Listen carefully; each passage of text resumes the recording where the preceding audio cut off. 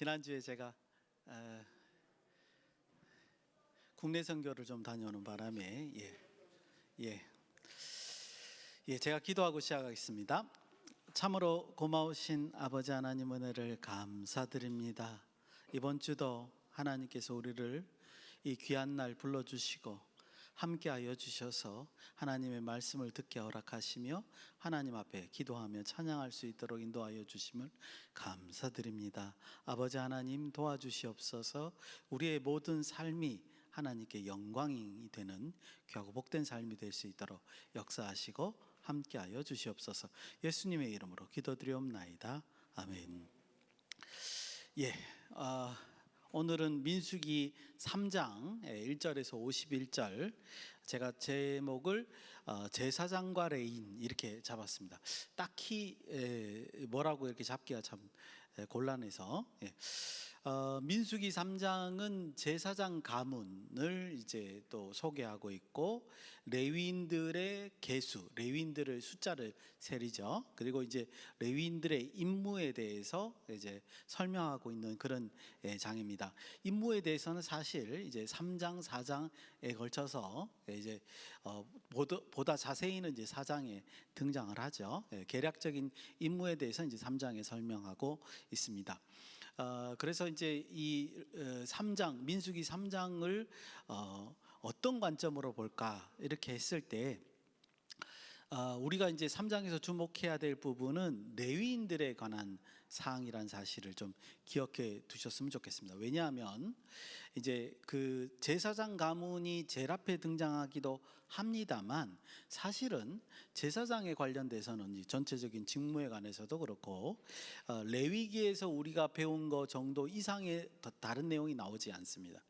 그렇다기보다는 좀 더 정확하게 말씀드리면, 이 민수기 3장은 제사장 가문이 왜 등장하느냐, 레위인들의 직무에 대한 감독 권한이 제사장에게 있다, 요거를 설명하기 위해서 앞에 등장하는 거죠. 그게 더 정확한 표현이라고 보여집니다. 그러니까 제가 무슨 말씀을 드리는가 하면, 민수기 3장의 초점은 제사장 가문에게 있는 게 아니라 레위인들의 그 임무, 그 임무에 초점을 맞추고 있다는 사실을 좀 기억해 주셔야 됩니다.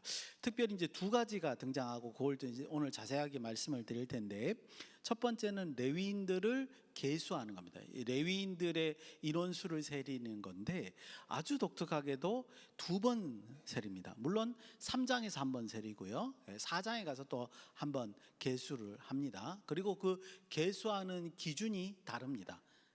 인원수를 세리는 기준이 다르기 때문에 이제 그 계수하는 기준이 달라짐에 따라서 목적이 달라진다, 그렇게 볼 수 있겠죠. 그래서 레위인들의 숫자를 세리는 이 내용이 여기서 이제 굉장히 중요하다 볼 수 있고요. 두 번째는 앞에도 말씀드렸지만 레위인들의 임무에 관한 거죠. 아까도 말씀드린 것 같이 구체적인 임무는 4장에서 더 자세하게 소개될 겁니다. 그런데 우리가 먼저 기억해야 되는 것은, 민수기 3장, 4장에서 등장하는 이 레위인들의 임무, 직무라고 하는 것은 굉장히 성경 전체에서 봤을 때 중요하다, 이렇게 말씀드릴 수 있습니다. 여기가 가장 많이 등장하고요, 다른 곳에는 레위인들에 대한 이야기가 그렇게 많지 않습니다. 레위인들이 무엇을 해야 되는가 아주 간략간략하게 나와 있지, 성경 전체를 봐도 레위인들에 대한 설명이 별로 없습니다. 그래서 레위인들의 어떤 역할이 변할 때마다 뭔가 큰 어떤 뭐라 그럴까요? 그 제도의 변화가 감지된다 그럴까요? 그렇게 될 정도로 레위인들의 직무에 대한 얘기가 별로 없다라는 거죠. 제가 지금 기억하기로는 에스겔 40장 이후에 잠깐 또 레위인들의 직무가 바뀌고요, 그 다음에 열왕기나 역대기에, 정확하게 제가 기억이 안 납니다만, 열왕기나 역대기에 그 다윗 때 레위인의 직무가 조금 변형이 됩니다. 왜냐하면 이제 성막으로 이제 이동을 하다가 성전이 세워짐에 따라서 당연히 이제 레위인들의 임무가 바뀌어야 되기 때문에 그때 이제 변화가 있죠.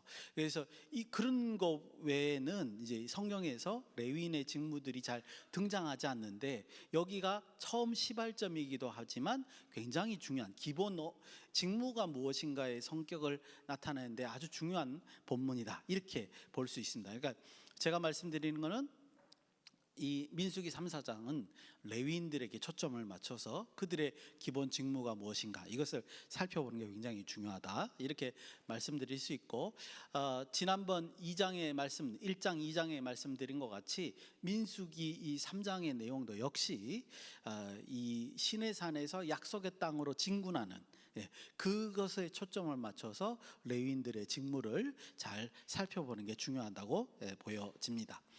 오늘 말씀은 그 내용과 그 다음에 이제 반복구가 반복적으로 표현되는 이제 단어들이 등장합니다. 그 반복구의 사용에 따라서 6가지 단락으로 나누어집니다. 아주 소단락으로 이렇게 잘라져 있죠. 그래서 그 반복구가 뭐냐면 조금씩 다르지만 여호와께서 모세에게 말씀하셨다. 그래서 이제 우리 눈에 이제 보이죠. 1절, 5절, 11절, 14절, 40절, 44절. 그래서 이제 그 말씀이 이제 나올 때마다 단락이 구분된다고 보시면 좋겠습니다. 그래서 총 6단락으로 나누어서 한번 살펴보도록 하겠습니다. 먼저 첫 번째 단락입니다. 1절에서 4절입니다. 앞에서도 잠깐 말씀드렸지만 제사장 가문, 즉 아론의 아들들에 대해서 이제 소개를 하고 있습니다. 그런데 아론의 모든 자녀들이 다 등장하는 게 아니죠. 그거보다는 제사장의 직분을 받은 사람들만, 아론의 자녀들만 지금 이제 소개되고 있습니다. 특별히 이제 4명이죠. 아들들 4명이 등장을 하는데 나답과 아비후, 그 다음에 엘르아살과 이다말이 여기서 이제 소개되고 있는 것을 볼 수 있습니다. 우리가 레위기 10장을 통해서 잘 알고 있다시피 나답과 아비후는 이제 하나님 이제 성소에 다른 불, 하나님께서 지시하지 않은 다른 불을 들고 들어갔다가 이제 죽임을 당합니다. 그래서 이제 그 나답과 아비후는 이제 시내산에서 이제 이미 죽은 상태이고요. 그 다음에 이제 제사장 직분을 받은 것이 엘르아살과 이다말입니다. 이곳에서 이제 새로운 정보를 하나 얻는다고 한다면 나답과 아비후가 자녀가 없이 죽었다라는 사실 외에는 여기서 특별하게 우리가 이제 새로 알게 되는 사항이 없죠. 그래서 지금 이 1절에서 4절에 제사장의 아들들, 아론의 아들들을 설명하고 있는데 여기서 분명하게 우리가 확실하게 알 수 있는 사실은 이거 하나입니다. 시내산에서 출발해서 약속의 땅까지 진행하는 동안 제사장의 직무를 받은 사람이 누구냐 하는 거죠. 그래서 3명이죠. 아론, 그 다음에 엘르아살, 이다말이다. 이렇게 이제 정의를 하고 지나가면 이게 첫 번째 단락을 잘 이해한 것이다, 그렇게 보여집니다. 두 번째 단락입니다. 5절에서 10절이죠. 이 5절에서 10절이 이제 제가 말씀드린 레위인들의 직무에 대해서 초점을 맞추기 시작하는 내용들이 이제 등장을 하죠. 그러니까 처음에 우리가 제사장 가문이 등장을 하니까 제사장과 레위인들 그들에 관한 얘기인가 이렇게 생각했지만 사실은 레위인들의 초점이라는 걸 여기서부터 이제 드러내기 시작합니다. 그래서 5절에서 10절의 이 단락의 중심은 뭐냐면 제사장과 레위인들 간의 직무적인 관계, 일적인 하나님의 일에 있어서의 그들의 관계를 설명하고 있습니다. 대표적으로 제가 6절과 9절을 한번 읽어보겠습니다. 이렇게 돼 있죠. 레위 지파는 6절입니다. 나아가 제사장 아론 앞에 서서 그에게 시종하라. 그러니까 레위인들이 제사장 앞에 가서 그를 도와주는 역할을 담당하라, 이렇게 돼 있습니다. 9절에도 마찬가지입니다. 너는 레위인을 아론과 그의 아들들에게 맡기라. 그들은 이스라엘 자손 중에서 아론에게 온전히 맡겨진 자들이니라. 이렇게 이제 설명을 하고 있죠. 그래서 이제 이 단락의 관심은 뭐냐면 제사장과 레위인들 사이의 직무의 관련성을 이제 초점을 두고 있다는 겁니다. 레위인들은요, 기본적으로 이제 머물고 있을 때, 장막을 치고 있을 때 제사장을 도와서 성막을 관리하는 임무를 맡고 있습니다. 그리고 10절에 보니까 제사장은 그럼 뭐냐? 제사장은 온전히 제사에만, 제사적인 임무에만 이제 그 담당하는 것이 되어 있고요. 그래서 이 제사를 담당하는 제사장을 중심으로 해서 서로 성막에 있는 여러 가지 일들을 관리하는, 도움을 주는 역할을 누가 하느냐? 하느냐? 레위인들이 한다는 거죠. 그래서 이 위계 질서가 여기서 딱 성립되고 있는 것을 볼 수 있습니다. 그러니까 제사장의 지도 아래 레위인들이 업무를 감당하는 거죠. 그렇게 이제 표현이 돼 있다는 거죠. 여러분들 이때 오해하지 마셔야 됩니다. 제사장이 위고 레위인들이 아래다, 그게 아니에요. 이때의 위계 질서는 무엇을 위한 위계 질서냐 하면 하나님의 거룩을 성막에서 유지하기 위한 위계 질서이죠. 그죠? 말을 바꾸면 가장 거룩한 자가 누구죠? 제사장이죠. 그죠? 거룩을 유지해야 되는 사람들이니까, 그리고 거룩을 통제해야 되는 사람들이니까 제사장이고, 그 통제에 따라서 레위인들이 보조 역할을 하기 때문에 이렇게 직무의 관계가 위계 질서가 생기는 것이다, 이렇게 말씀드릴 수 있고, 성막에서의 모든 일은 하나님의 거룩을 유지하는 데 초점을 두고 있다, 이렇게 여러분들이 이해하시면 좋을 것 같습니다. 세 번째 단락입니다. 11절에서 이제 13절이죠. 여기 이제 간단하게 설명이 돼 있으면서 이제 두 절, 12절, 13절을 제가 이제 읽어 볼 텐데요. 이 12절, 13절의 내용을 딱 읽어보면 이제 우리가 금방 앞에서 소개드린 이 레위인들의 직무에 대해서 이제 시작하는구나. 그러니까 왜 레위인들을 계수하고 그 계수하는 목적이 무언가를 여기서 분명히 이제 드러내는 그런 장면이고, 첫 번째 계수하는 장면입니다. 두 번째 계수는 4장에서 등장한다고 말씀드렸죠. 12절, 13절을 제가 읽겠습니다. 여러분들 눈으로 잘 보시기 바랍니다. 보라, 내가 이스라엘 자손 중에 레위인 을 택하여 이스라엘 자손 중에 태를 열어 태어난 모든 자를 대신하게 하였은즉. 레위인들이 이스라엘 자손의 첫 태생을 대신하는 겁니다. 레위인은 내 것이라. 하나님이 레위인은 내 것이다, 이렇게 이제 표현했습니다. 13절, 처음 태어난 자는 다 내 것임은 내가 애굽 땅에서 그 처음 태어난 자를 다 죽이던 날에 이스라엘의 처음 태어난 자는 사람이나 짐승이나 다 거룩하게 구별하였습니다. 그들이 내 것이 될 것임이니라. 나는 여호와니라. 순서가 이제 뒤바뀌었는데요. 출애굽할 때 잘 아시죠? 유월절 지낼 때 이제 애굽 진영과 이스라엘 진영의 첫 태생들이 모두 죽게 되었습니다. 그런데 하나님께서 모세에게 명하서 이제 이스라엘 자손들은 이제 유월절을 진행을 하죠. 유월절 행사를 진행을 합니다. 그 덕분에 이스라엘 진영에 있는 첫 태생은 이제 구원을 받게 되고, 애굽에 있는 첫 태생들은 사람이나 짐승이나 모두 죽게 되는 것을 우리가 볼 수 있습니다. 그때 그 시점부터 하나님은 이스라엘의 첫 태생 장자, 이스라엘 장자들과 짐승의 첫 태어나는 새끼들은 전부 다 하나님의 것이다, 이렇게 이제 명령을 하신 것을 볼 수 있죠. 출애굽기 13장에 보면 잘 보여집니다. 그런데 여기에 말씀은 뭐냐면, 그 장자가 하나님의 것인데 이것을 그 지위를 누구한테 돌리는 거예요? 레위인들에게 모두 돌린다는 거죠. 그러니까 다시 말씀드리면 14절부터 레위인들을 계수하는 목적이 뭐냐? 바로 이 장자들의 생명값을 레위인들로 옮기는 작업을 하기 위해서 계수를 하는 것이다, 이렇게 볼 수 있습니다. 왜 그러면 우리가 이렇게 질문할 수 있습니다. 왜 레위인들에게 돌리느냐? 요 얘기가 사실은 이제 잘 없어요. 근데 찾아보니까 민수기 8장, 이제 우리가 나중에 봐야 되겠지만 민수기 8장 5절에서 19절을 보면 드디어 레위인들이 구별돼서 하나님의 일을 시작하기 위해서 성결하게 하는 작업을 하는 장면이 등장합니다. 그때 19절 마지막에 이런 표현이 하나 있습니다. 뭐라고 되어 있냐면, 이는 이스라엘 자손이, 왜 이제 이스라엘 자손들의 장자 대신에 레위인을 쓰느냐는 거예요. 이스라엘 자손이 성소에 가까이 할 때에 그들 중에 재앙이 없게 하려 하였습니다, 이렇게 표현되어 있습니다. 그러니까 구체적인 설명 없고 요거 딱 하나 있는 거죠. 이 말씀에 비춰보면 이런 것 같아요. 추측해 보는 건데, 이스라엘의 장자들이 모두 모여서 성막에서 하나님의 일을 봉사하다 보면 거룩의 통제가 이루어지기가 쉽지 않다는 거죠. 왜냐하면 이제 가족들도 방문할 수 있을 것이고, 그러다면 그 가족 가운데 부정한 자가 있게 되면, 가장 거룩한 곳에 부정한 자가 오게 되면 어떻게 되죠? 바로 그 자리에서 심판을 받거든요. 그럼 이제 불상사가 생긴다는 거예요. 그런 어떤 통제적인 측면에서 어려움과 혼란이 있을 수 있으니까 하나님께서 대표적으로 한 지파를 택해서 그들에게 이 하나님의 일을 맡긴 것이 아닐까. 이렇게 이제 추측해 보는 거죠. 그래서 이제 이스라엘의 장자들 대신에 그 생명값을 전부 다 레위인들에게 이제 옮기게 되는 것을 우리가 볼 수 있습니다. 레위인들의 이제 대표성인 거죠. 그래서 여기서 그럼 이제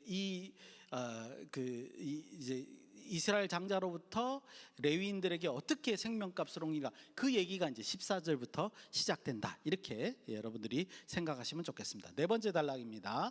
14절에서 39절, 금방 말씀드린 것 같이 레위인들을 다 계수를 하고, 또 이제 그들이 아까도 말씀드렸다시피 이 문맥 자체가 시내산에서 약속의 땅으로 이제 행군을 해야 되는 관점에서 쓰여졌기 때문에 이제 진을 칠 때는 어디에 레위인들이 위치하는지 그것까지 이제 설명해 놓고 있습니다. 사실은 이제 세 가지를 설명해 놓고 있어요. 첫 번째는 성막 주변에 레위인들이 각각 지파별로 어디에 이제 장막을 쳐야 되는지 설명되어 있고, 이동할 때는 어떤 것들의 그 성막에 있는 물품들을 옮겨야 되는지 그런 것도 설명되어 있고, 세 번째는 이제 그 각각의 지파에 대한 레위 지파의 그룹에 대한 지도자들이 누구인지 이렇게 설명이 되어 있습니다. 참고로 지도자들은 이제 우리가 알 필요는 별로 없기 때문에 그거 빼고 나머지들을 정리해 보겠습니다. 우선 17절을 보면요, 레위의 아들들은 게르손, 고핫, 무랄입니다. 그러니까 자손들이 이제 세 그룹이 벌써 생긴 거죠. 그만큼 많이 생긴 거죠. 게르손 자손, 고핫 자손, 무랄이 자손이 이렇게 존재를 하고요. 각각이 이제 각각 장막을 어디 칠지, 그 다음에 무엇을 들고 갈지를 잘 설명해 놓고 있습니다. 먼저 21절에서 26절 보면 게르손 자손에 대한 설명인데요, 성막 주변에서 서쪽, 그러니까 진행이 동쪽이니까 뒤편에 위치하는 게 게르손 자손이고, 이들은 성막 이동할 때는 무엇을 들고 가냐면 성막의 덮개, 휘장, 덮개, 그 다음에 그거에 관련된 부속물들을 들고 운반하도록 되어 있는 것이 여기 21절에서 26절에 설명이 되어 있습니다.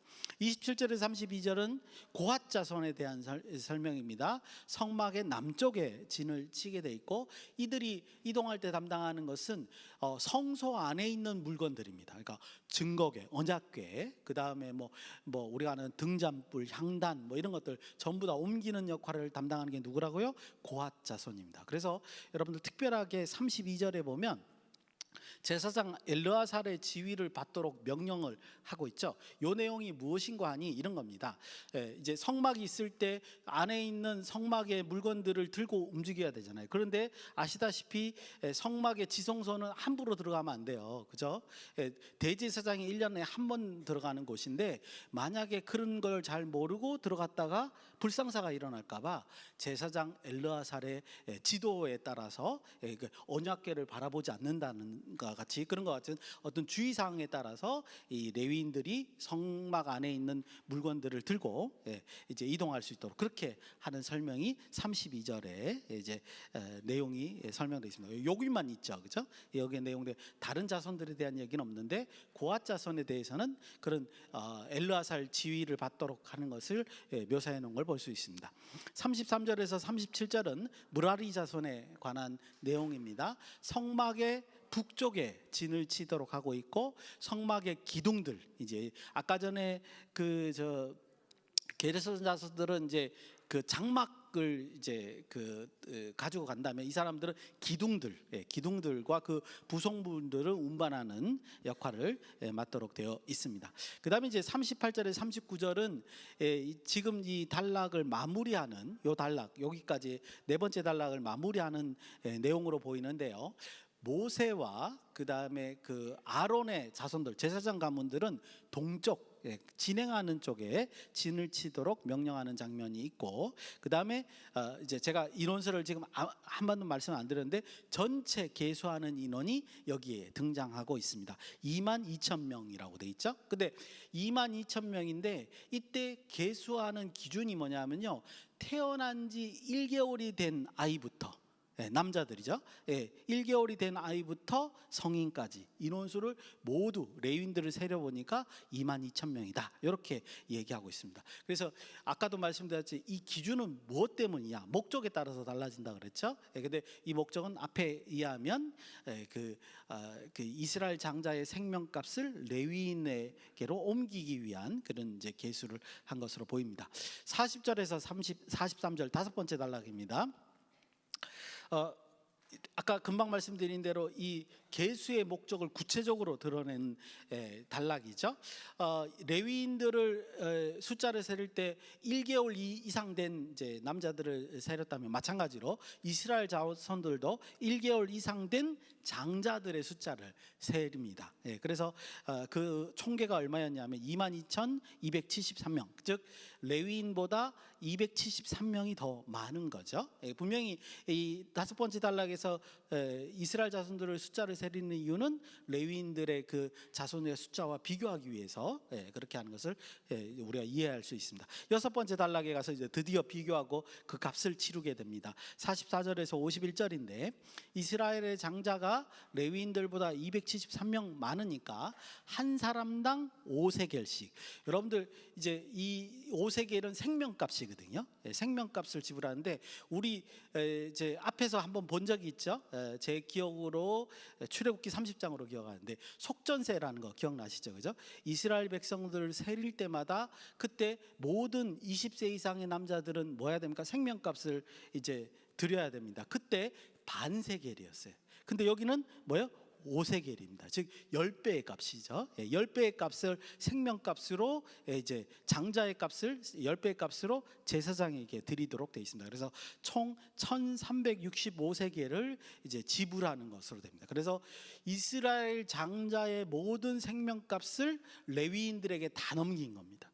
그래서 이제 레위인들은 이제 드디어 하나님께 소속이 되는 거죠. 하나님의 것이 돼 버리는 겁니다. 생명값을 다 지불했기 때문에. 그래서 이제 그 레위인들은 하나님의 일들을 감당하게 되는 거고요. 참고로 이스라엘의 초태생의 가축들은 레위인들의 가축들로 대신한다. 이렇게 이제 설명이 되어 있는 것도 볼 수 있습니다. 그래서 모든 초태생이 하나님의 것으로 다 이제 레위 지파를 대표해서 이제 옮겨 있는 것을 우리가 볼 수 있습니다. 이게 이제 오늘 전반적인 그 민수기 3장의 내용입니다. 제가 조금 늦기 시작해서 빨리 진행을 했는데 너무 빨리 진행한 것 같아요. 그래서 오늘 3장의 민수기 3장의 말씀을 한번 요약해 봤는데요. 여러분도 오늘 3장의 말씀 쭉 들으시면서 그 초점이 무엇이었는가 한번 생각해 보실 수 있겠습니까? 오늘 초점이 뭐였습니까? 말씀드린 대로 모든 내용들이 어디에 초점이 맞춰져 있죠? 레위인들의 직무에 대해서 맞춰져 있는 것을 금방 알 수 있습니다. 그래서 레위인들을 하나님의 일에 봉사하기 위해서 이스라엘 장자들의 생명값을 속전하도록 하고 성막에 봉사해서 이제 성막의 모든 일들을 제사장의 모든 일들을 도와주게 할 뿐만 아니라 성막이 이동할 때는 이제 각각 맡은 부분을 운반할 수 있도록 그렇게 명령하고 있는 부분이 바로 민수기 3장의 말씀이다. 이렇게 이제 볼 수 있습니다. 그러면 이렇게 정리하고 나니까는 통합적인 의문이 하나 드는 게 있어요. 왜 하나님께서는 굳이 레위인들을 하나님의 것으로 만들고 이런 일을 감당하게 하셨을까? 아까 전에도 이제 몇 가지 포인트를 말씀드리면서 그런 이유들을 말씀드렸는데 실제로 민수기 3장에는요 세 가지 그 질문에 대한 답변을 하고 있는 것을 살펴볼 수가 있습니다. 세 가지 하나씩 말씀드릴게요. 첫 번째는 뭐냐면 제가 전혀 언급 안 했습니다만 여러분들 10절과 38절 아마 민수기 3장을 쭉 읽어보시면서 느끼시는 분들이 계실 거예요. 굳이 10절과 38절에 이런 말씀을 하실 필요가 있을까라는 내용들이 똑같은 내용이 두 개가 등장하는 걸 볼 수 있습니다. 레위인들의 직무에 대비해서 제사장의 직무를 설명하면서 초점이 제사장 직무의 내용이 초점이 아닌데도 불구하고 제사장 직무에 대한 내용을 설명하면서 이렇게 표현합니다.